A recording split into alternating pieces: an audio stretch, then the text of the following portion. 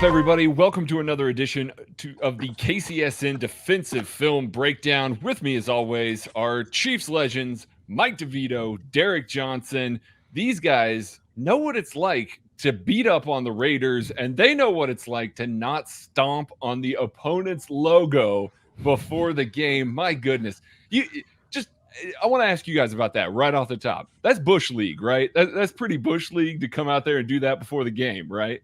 I mean, you better like win, and you gotta do something if you're gonna do. I mean, that's all they did. That was the extent of it. Right. That was the most energy they ever had the whole time. I mean, jumping on the logo. I think they'll think twice about that next time. Oh yeah, and guys. I mean, they just kind of they fumbled it right off the start, and that's where we're going to start with the defensive film breakdown right here. What you're going to see here is first snap of the game from the offense. Chris Jones absolutely ruining this offensive lineman, resetting the line of scrimmage. Jaron Reed peeling over the top here, forcing a fumble. We're going to see this from the reverse view as well, but Chris Jones really doing work here, helps make this play happen. Running back trying to do a little bit too much here. Yeah, this is up front. Rex Ryan and Bob Sutton and all those guys always used to talk about, listen, if you knock your guy back, it doesn't matter if you're on the wrong, if your hat's on the wrong side, right? I mean, you see a lot of coaches that'll say, hey, you got to have your hat in that, in your gap. And you see Chris technically isn't in his gap, but that offensive lineman is 3 yards in the backfield, right? So like knock him back, getting him in the backfield, that's better all day than, worried about your head being on the right side. And that causes that back to bow, and now everybody can pursue and get there. And that's, this is what you have. And I love the way these guys are attacking the football. Again, this doesn't just happen. This is guys that are, you can tell that Spags has been really intentional about telling these guys, hey, get after the football, attack the football, because it's not something that is just natural. But when you do focus on it, you get plays like this all the time. Absolutely. I love the penetration by Chris Jones. This is dominating the offensive line. This is doesn't matter exactly what Mike DeVito said. It doesn't matter if you're got your head in your gap. If you're knocking your guy back, that's a knockback right there. Right. And you can play off of that. Like that's how you get tackles for loss. That's how you mess up the scheme and mess up the zone scheme, what they're doing right here. But I mean, this allows linebackers, inside linebackers to flow. This allows the other side, the backside defensive tackle to come around and make a play. I mean, this Chris Jones helps out for anybody to make a play right here. This is pretty good, especially the first play of the game. I mean, this is making a statement. And you can see it. You can see it both with Clark and with Chris. They're trying to run these mush blocks where the tackle and the center are trying to push those guys out of their gap, and that can be a pain. That's a tough block if you play like I did, which was a lot of times stalemating a guy at the line of scrimmage and then just trying to two gap from there. When you knock a guy back, that block is totally negated. I mean, it's just because there's no ability to push you out of there. When that guy can get on your shoulders and push you, he can displace you out of there. But you see Chris knock him back. He tries to push, and it doesn't affect Chris at all. Yeah, how often when you guys would go through practice weeks and stuff like this, because like you said, very concerted effort by Spagnuolo and the defensive staff to have these guys working on punching the ball out. Right. How often did you guys work on like what they call a peanut drill? Like punching the ball out. Is that something that you really had to work on?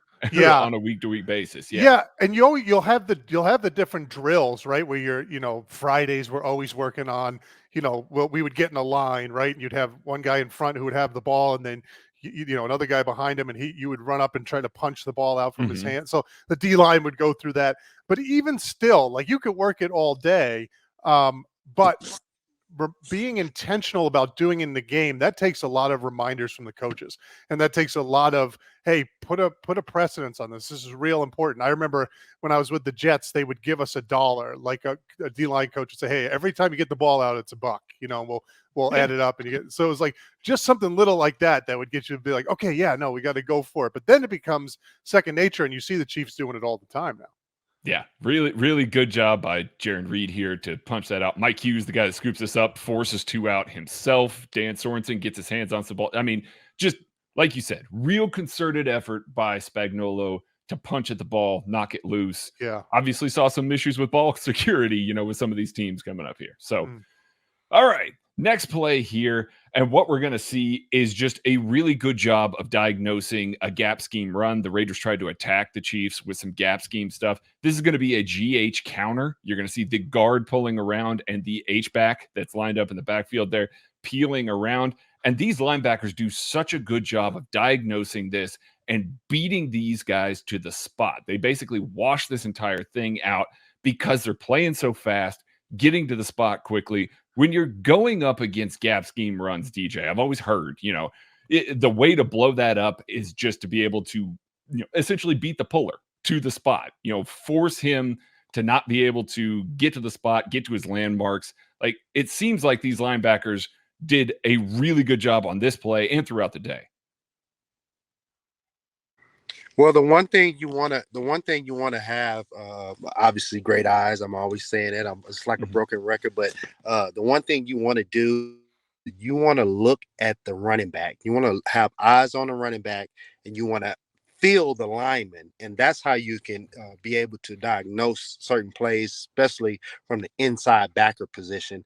And you can see both of these guys, the inside backer, as far as Gay and Hitchens, just do a great job by moving laterally, keeping their shoulders square, not getting turned, and being able to get up and in. Especially, they moved like they almost knew the play. This is great heads up play for them. This is a tough play up front. If you go back, Craig, and pause it at the beginning, look at so this is I believe that's an extra tackle. So they have an extra tackle at tight end who's split out with the H-back in between the regular tackle. So you have one back, an extra tackle, and you basically have an extra tackle YY on your left side. So if I'm playing this, if they haven't shown this on film and I'm looking at this as defensive lineman, I am playing everything to our defensive left side, because what in the world, it's just there's so many guys loaded up. You got an extra tackle. You got all the guys over there. It just seems like, and look, when you look at our right, it just seems like they're outnumbered now. So they have to pull everybody to go back. But if you look at our defensive line, we always talk about how they're getting off the football, right? And this is the kind of play that can be very difficult for a defensive line that likes to attack, because you'll see a lot of guys try to attack and they'll get caught on soft shoulders and just get washed out of here. Both of these guys react back correctly. So as they see those pullers, they will react back into the center and the guard, again, thinking that, 90%, unless you have some film read that you saw from the week, you'd have to think 90% of the plays are coming to our left. Right, so your initial instinct is going to be go there. So you take the fact that they're taught to get off the football hard and to play the formation, and yet these guys are disciplined enough to take a step and then play back and fight through the center and the guard, not take the off shoulder, not go around and create this big open gap for a cutback lane, but they fight through their guys. That's a good point, Mike. If you pause it at the very, very beginning, you can see the tight end looking back in. So as a linebacker, D lineman can't really see it, but as a linebacker, I'm saying, hey guys, alert, pull, something's coming back to the right, because this guy is looking where he's going. A lot of people have a lot of tendencies. So if you can get those tendencies down, something's happening. It's just that's one of those things where you tell a defensive line, and now those guys know what kind of block scheme they're going to get, and they can play into it faster. Yeah. I wonder if 50's doing that. 50's a young buck, right? So DJ would have said that right away. Like we talked about last time, the entire D line would have gotten that.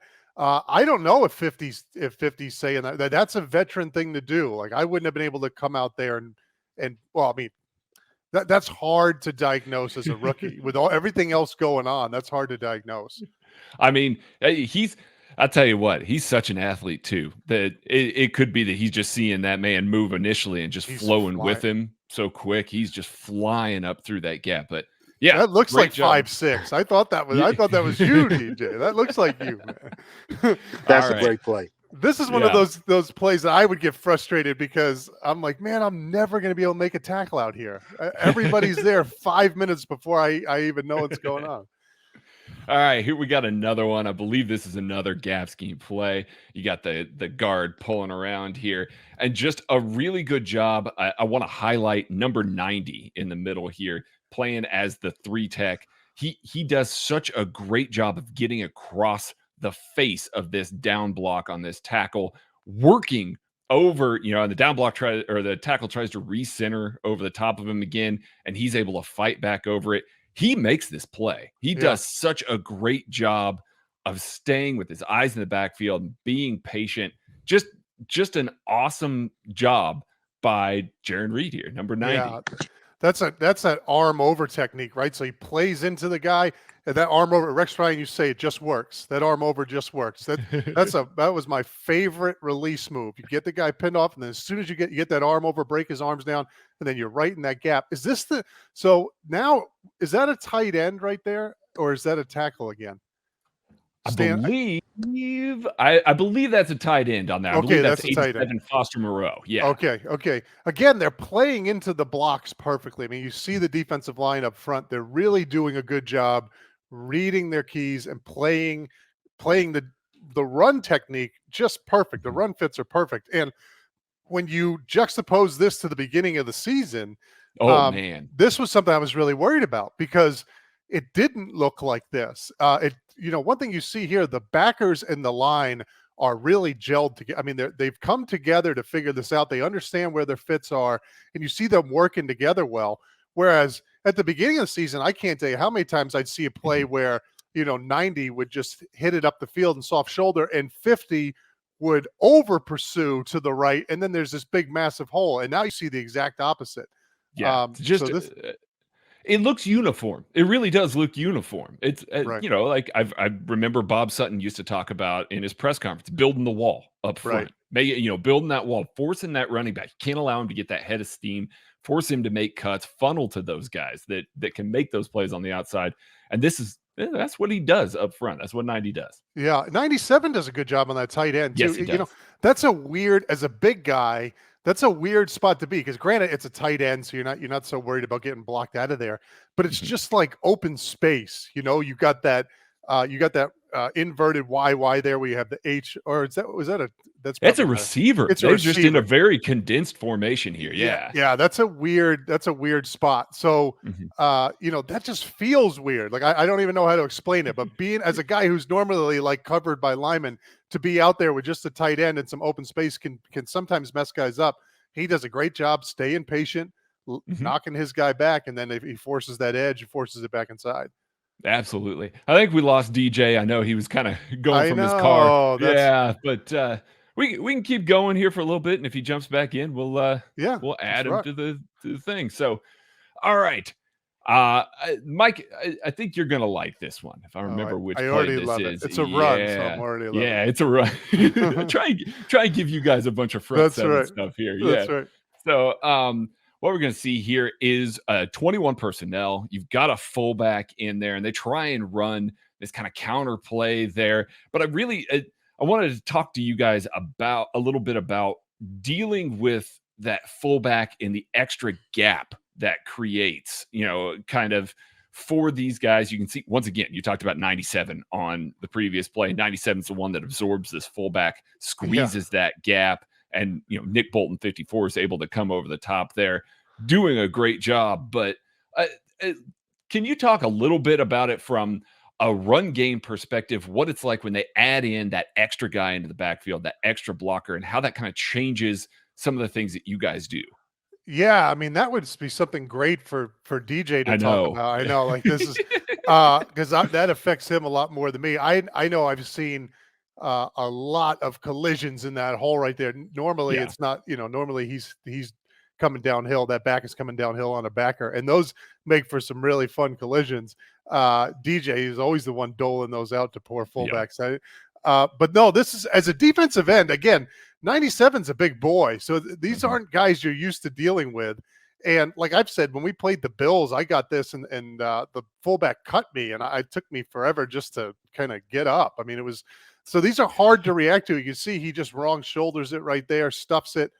I mean, I'm not sure what Oakland's outnumbered here. I'm not quite sure. They are. Yeah, and that was one of the other things I was going to have you guys talk a little bit about here. Just the play design on this is not something. Yeah, they're running into the numbers here, running into Nick Bolton. I mean, Nick Bolton does a good job of getting off that tackles trying to climb to him, but he does a good job of getting off that block. But they're clearly outnumbered on this play. Yeah, I'm unsure how this was. I mean, look, if you pause it right there, you have that middle backer Bolton on the outside, and now the end coming down, and you have two guys for three. I'm not quite sure. Right, and you got Derrick Johnson working over the top there too. I mean, really it's just let me see really those guys, Craig. Let me see how those guys. Absolutely.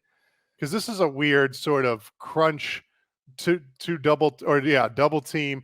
Yeah, I mean, he just does a great job. You got two guys leaning on you like that. He stays low. Look at how low he stays. And the beauty of that is when you have get off and you can stay low, a lot of times you get these double teams, you have to sort of take a knee or throw your hip into it. And what it does is it creates a pile, but it takes you out of the calculus for making that play. But when you can play with this sort of technique where you're staying low, you're hitting, you're getting off the football and you're bringing it to him, now you can see he can keep his shoulder square. He doesn't have to sell out for the double team, and then he can use that arm over and get right in on the play. So, again, just an incredible leap in run technique from week 1 to now. I mean, I don't know if I've ever seen anything like it in the course of a middle of a season. This is something you handle in training camp. Right. And so to be able to get good at stopping the run at week 14, or when, they've been doing it for a while now, but it's impressive. You don't have a lot of time to do that. Okay, this is the play that I wanted you to see. Number 98, Turk Wharton, and I'm highlighting this, highlighted Jaron Reed, highlighted Derek Nottie on these previous plays. We're kind of hoping that Chris Jones is okay for this Chargers game, but right now he's currently in COVID protocol. But if he's not, these are the guys that are going to have to step up. 98 here, shifting over to the 3-tech position. Just the way that he works this guard and the torsion that he's able to put and throw him down.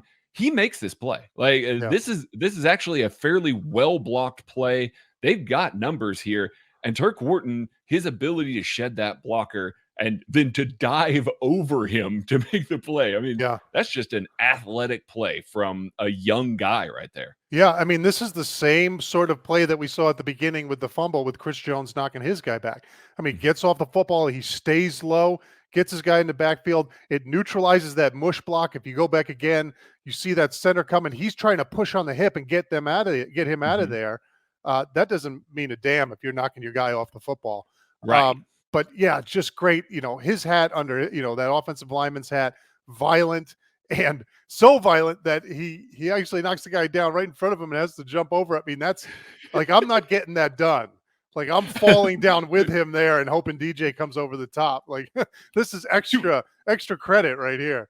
To be fair, there's not a whole lot of defensive linemen that are going to be able to drag that guy down. Yeah, unbelievable. He's, and this is what, his second year now? Yes, I mean, correct. He's done a great job. Undrafted guy last year, just guy that gets it clearly. Yeah. Unbelievable. No, that's a great play, and that's on him. I mean, this is the 3 technique. This is his job to stop this play, and he does a fantastic job.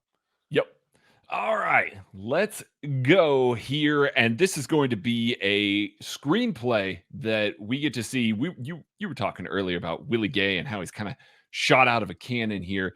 His ability to blow some of these plays up and flash in ways that it's different. Like you said, it's DJ-ish. It looks like 56 at times with some of his closing angles. We're going to get a reverse view here as well. You can kind of see he's identifying that there's some stuff coming here. You see him calling stuff out as a young guy. That's important too.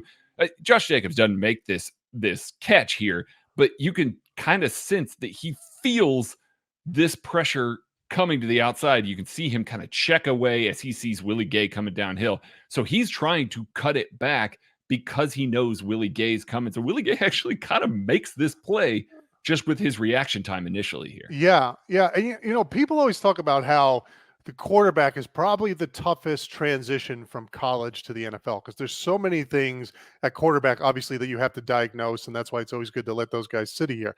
Linebacker has to be second because you're basically doing what the quarterback does on the defensive side of the football. You have to diagnose everything, right? You have to worry about what's going on in the fronts. You have to worry about what's going on with coverage. You have to diagnose plays like this.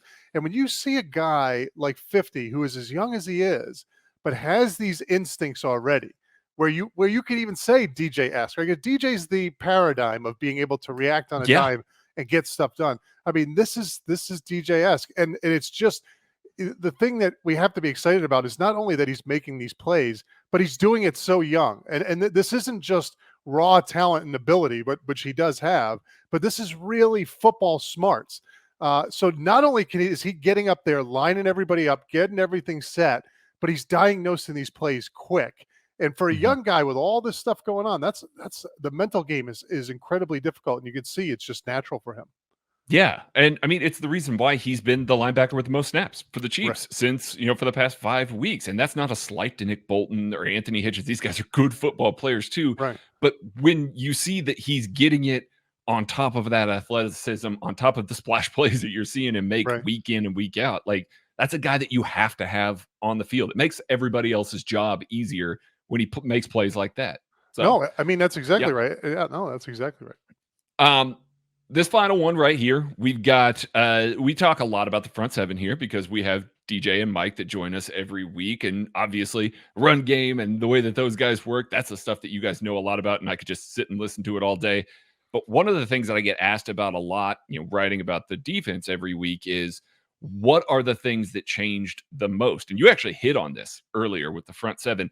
It's everybody playing together, playing in, kind of symmetry with each other. And that goes with the back end here. And we're going to show this play. What you're going to see here is you've got a 2x2 formation. You've got a kind of condensed formation down here to the boundary, because they're on the lower hash. And you're going to see these safeties don't have a ton of depth. And what is going to happen is they're going to run the number one receiver to the bottom of the field is actually going to come up and run a drag.